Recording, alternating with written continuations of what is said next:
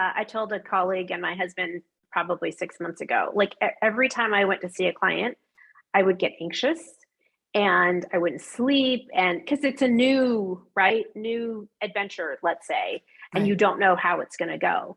And it wasn't until very recently I realized I didn't get that. Like I went to see a client, I went to help her, and it was a great experience. And I was like, wait, I didn't, and I You didn't freak get the out. anxiety. I didn't freak out. Yes. I didn't make myself sick, and which is crazy considering I've been doing this for years. I did it before I was paid to do it, and I created my business. But for something switched in me, and I don't know what that was, but it was kind of a relief and Yes. kind of a brilliant moment that I was excited about. Hello, I'm Erin Marcus, founder and CEO of Conquer Your Business, and I want to welcome you to Ready Yet? If all you needed was a step-by-step plan of what to do, you could buy a book on how to succeed and you would be all set. But here's the rub. You'll never do what it takes until you become the person it takes to do it. The Ready Yet podcast is dedicated to those who are ready to become the person who succeeds, ready to become the person who steps into more, and ready to become the best version of themselves. In the I'm Ready interview series, join me for inspiring conversations with people who figured out who they needed to be in order to achieve their dreams, and were brave enough to be that person. Welcome to this episode of the Ready Yet podcast. I am really excited to introduce you to my guest today, Elisa Ellis, because I met you in Dallas. I got to go to Dallas for a presentation I was giving, and you were at that networking event, and we kind of hit it off, and we chatted, and we stayed connected. And I really, oddly enough, can't wait to share the experience we had with each other, because there's so much that you and I both came away from something that didn't work the way either of us wanted it to, and it was perfect, right? But before we share that with everybody, can you tell them who you are and what it is that you do a little more officially than I can? Sure. Yeah, absolutely. I am Elisa Ellis with Turnkey Style, and I am a wardrobe stylist. And my 60-second commercial always changes a little bit. And right now I'm about working with women to help them let go of what's not working for them, help them transform their clothes and their closet, and then help them reimagine what they want their life and their lifestyle to look like going forward. Because especially in the last 2 years, a lot of people, that vision and what they did and where they're going has completely changed. Yeah, like probably more than ever before. If you look at a short period of time, such a drastic change for so many people in such a short period of time. Yes, absolutely. And like you and I were chatting before when we were getting ready for this conversation, even for people whose, their lives have changed, their goals haven't changed, their jobs haven't changed, but the way we do them has changed so much. Absolutely. There are a lot of people who were quote unquote in corporate before, went to the office every day, and they don't do that anymore. They might go once a week. And so even though their job hasn't really changed, how they do their job hasn't changed. Their lifestyle has changed. They're staying at home, they're working from home, they're only going to the office one day a week. So how they dress potentially changes, and how they feel about themselves. Well, and some of it's not even, am I dressed up or not dressed up? Some of it is literally practical. So for example, as someone who is 5 feet tall, I am not comfortable physically, and I think I look weird on camera when I wear so many of the jackets that I would totally wear out, because I'm, just from sitting, I don't have a long torso, so it doesn't lay nicely. Right. Yes. No, it's definitely, things have changed. I mean, there are women who used to wear heels every day, 3-inch heels every day. And now I was one of those for years, years and years. Yeah. And that industry is completely changing. All those high-end brands are having to refocus and rethink the types of shoes they wear. There are still women who wear high heels, but the number dropped considerably in the last 2 years. We've gone into, instead of just all fashion, how I want to look, it's okay, how can I do fashion and feel good and comfortable? Right. And now the fact that during my few 15-minute breaks during the day, I have to walk dogs. So I'm not going to sit in my house in nice pants and fancy shoes to get fur and then go try to walk a crazy dog real quick. Right. And that's different than how you used to work potentially. Yeah, absolutely. I think, again, there's also a lot more freedom just because of culture growing, as opposed to back in the 80s when I entered corporate. There was a lot less freedom of expression. Now, okay, for those of you who aren't watching, currently half my hair is pink. I wouldn't have done that in corporate, probably even today, but there's a lot more wiggle room. Yes, absolutely. I mean, years ago when my husband used to go to work, it was in a full suit and tie, you know, and over time that changed to a pair of jeans and a dress shirt and no tie. And for the same for women, it used to be suits, skirts, heels, and now it's completely different. You still might get to wear something casual, professional in the office. Yeah, absolutely. So I want to share this experience we had with each other because there's so much to learn about how we run our business, communication, expectations, so just to give everybody a little insight, when we met, I am at a stage where I don't have a lot of time to go shopping the way that I used to go shopping as a thing to do with my friends, right? That was a thing to do with my friends. And I just don't, A, I don't have the time, but B, there's no freaking clothes in the store. Right. So it's not the same. It's not the same experience. And I haven't done a good job of, as I've gotten older, as my body's changed, as what I do changes, figuring out what that looks like. So when I met you, I was like, cool, let's, I liked you. I liked how you looked. I liked, we had a nice connection. So I'm like, yeah, I would love to give this a try and, and work with you to see how you could help me. Right. And I think you were more upset about how it went than I was, truthfully, because, right, it didn't go perfect. It didn't go nearly as bad as how you think. So, for example, if you look at my new photos as they come out, one of the jackets that I'm wearing is one that you found for me that I would have never in a million years found for myself. That's a great jacket. Right. It wasn't problematic, but it wasn't as much as a match as what I think you and I had hoped for and thought it was going to be. Right. And here's the thing, as someone who provides a service, I want all of my clients to be 100% happy, and I want them to be raving fans, right? That's what we all want in any business that we do, right? And so when I feel like I've missed the mark, then it's a challenge. It's like, okay, how I took it is a challenge, but then I also took it as, okay, what do I need to do differently? How can I change this? What questions do I need to ask to make sure that this doesn't happen again? I tried to turn it into a learning experience for myself. And I think that's a good thing.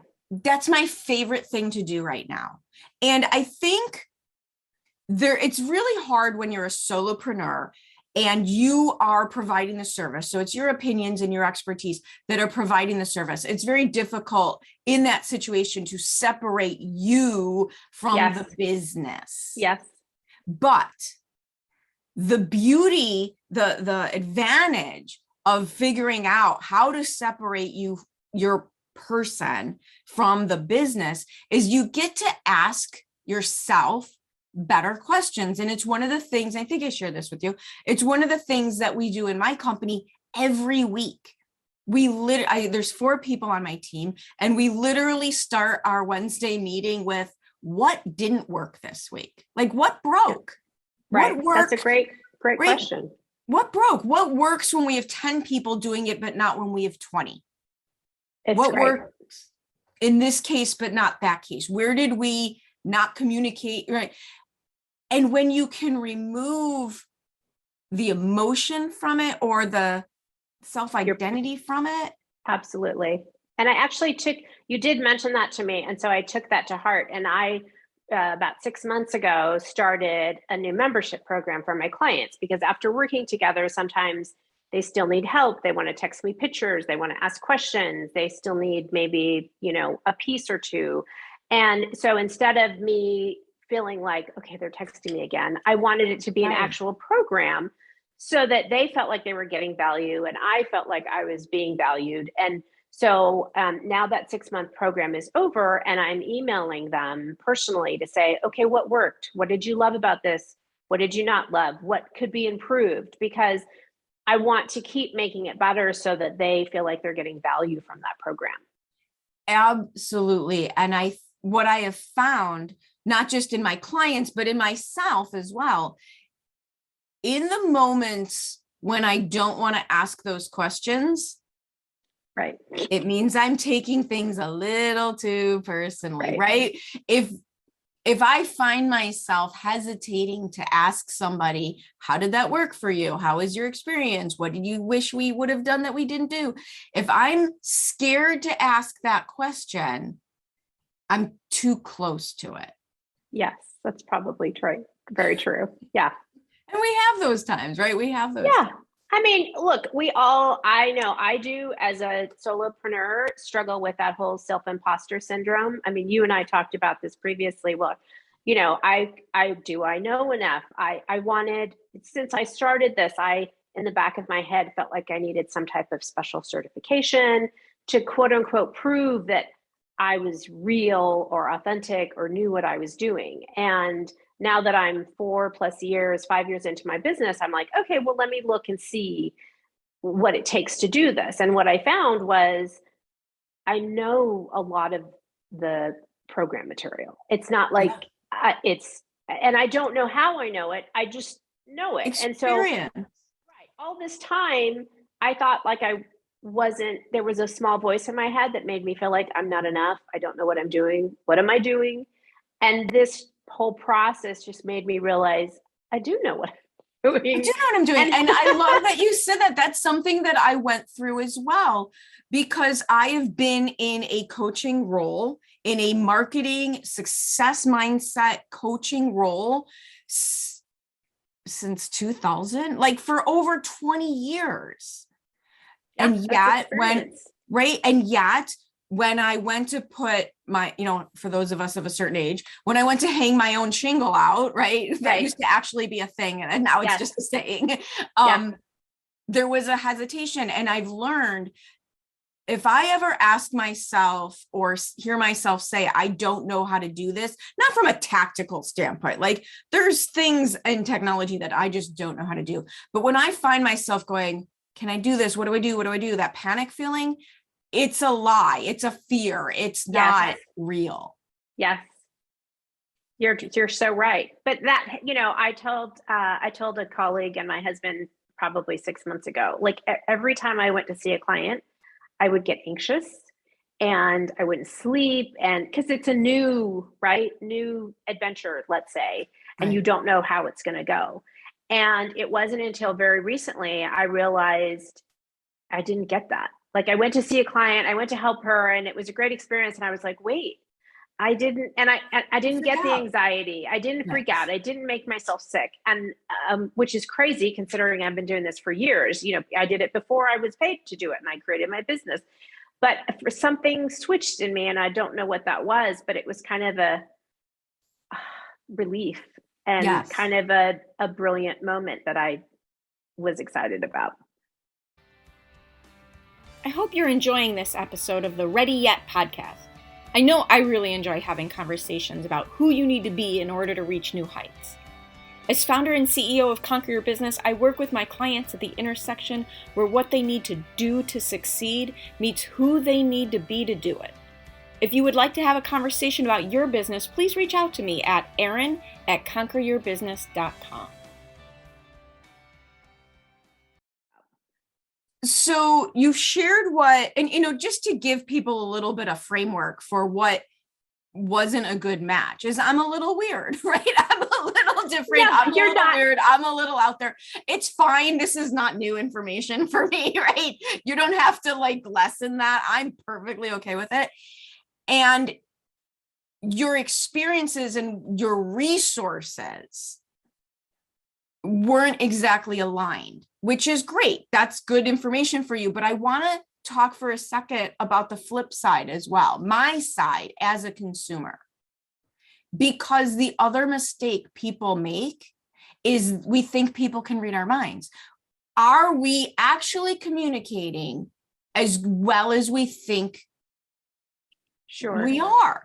Because truthfully, the options that you showed me were 100% exactly what I would have been all over when I was still in corporate, because they were edgy enough for me, but I wouldn't get fired, right? I wouldn't end up in HR. But they still had personality to them. They had the textures that I like, the feel that I like. But now that I'm an entrepreneur, I'm like way off the grid edgy sometimes. Guess what? Sure. I get to do what I want. Right. So there was definitely a connection there. You did get it. But was I communicating truthfully the extent of what I was thinking? And I see this in a different industry all the time. I see this with social media all the time, where somebody hires a social media agency and then gets mad that it didn't work, except they don't communicate what they want. They don't communicate about their message, right? They don't supply what they need. So it's not just what you as a business can do to improve, but what can you as a consumer of services do? Right. And there is a disconnect, because I've worked with clients who, I work with clients who want to update their look. I have several right now because we're coming out of this and people want to change who they are perceived as, right? They want to change their lifestyle, what they look like, how they dress. And so I ask for those business owners, okay, what does your social media look like? What does your website look like? I just worked with a client, and honestly, her website's beautiful, but she looks like she's 12. So, and she works with C-suite execs. So it's like, okay, you need to have some sort of authority, like pictures that bring a little bit more authority into them. That was my problem in corporate, because I'm little and I look like I'm 12. Exactly. It was brutal. And then there's other, like, let's say life insurance or long-term care, where it's just stock photos, but that's a big purchase and people want to connect with who that person is selling them. So let's bring in some of those, pictures that, like with an umbrella and, silliness, with things that you can connect with your client on. And I see it all the time. People go and spend money on brand photos, and then they don't know what the words are going to be to go with those photos, right? Like they don't think out the whole process. So they're wearing things that maybe will connect with their client, but the message doesn't connect. I worked with a financial advisor who had very dark, stark pictures, but what he wanted to portray on his website was this beautiful, calm, serene that you would get to if you worked with them. Okay, so he look like doom and gloom. Exactly, right. And so we kind of have to transition what that picture, who you are now or who they're going to be, and how you dress really can communicate so many things, and people don't necessarily think that through, and so that's what I help them do. And as a consumer, are you clear enough on what you want and what is going on in order to give the professional you've hired what they need to do their jobs? Yeah. And I think that it's a transition, right? Sometimes people don't know. We think this is what we want. The analogy is, when I went to get my wedding dress, I had an idea of what I wanted in my head, but then when I actually put it on my body, it was like, oh no, this isn't going to work. I have that problem. I've had that problem my whole life, where the clothes, so much, not all of them, but so much of the clothing that I'm drawn to does not look good on me. I love every time, I'm sure, you're my age, you'll remember, there was a period in the late 90s, early 2000s with those wool skirts that look like blankets wrapped around you, the plaid. Yes. And then it Yes. had fringe on the bottom and the giant safety pin keeping it closed. Yes. I weighed 100 pounds back then. I'm 5 feet tall. There was no version of that Yeah. I was going to be able to pull off. It's too much material for your body. But the I idea was of it was upset. good. I was so upset. Tried everyone on in the Chicagoland area. Didn't find a single version of that worked. Years ago, it still is a thing right now. Slip dresses are super popular. Well, that doesn't look good on my body type. I'm very curvy. I'm kind of an apple shape, and it's just not flattering. And if you can wear it, more power to you. I'm all about wearing things that you are confident in, but it's just not. I would love it if it looked nice on me, but it doesn't. Totally get it. Other people look sleek and stylish. I look inappropriate. Yeah, exactly. Yes. But communicating, like you said, it's really important. And I have to learn to listen to people and sometimes read between the lines. And sometimes as we talk through the process of what they want and where they're going, things change, right? It's this idea. They thought they had this idea of something, but then the reality of it is something else. Well, and the other thing I think that happens for so many of us that are in service industries, we really do have such a drive to help people that we say yes. And I don't think this is what happened with you and I, but I see this happen a lot. We say yes to people we probably shouldn't have said yes to because we want, not for any bad reason, right? There's no bad reason behind it, but we do that with the absolute thinking that we can figure it out, or we don't want to say no to the sale. We don't want to say no to helping somebody. But the brilliant part about that is that when we learn to say no, we are learning who, and this is for me what happened.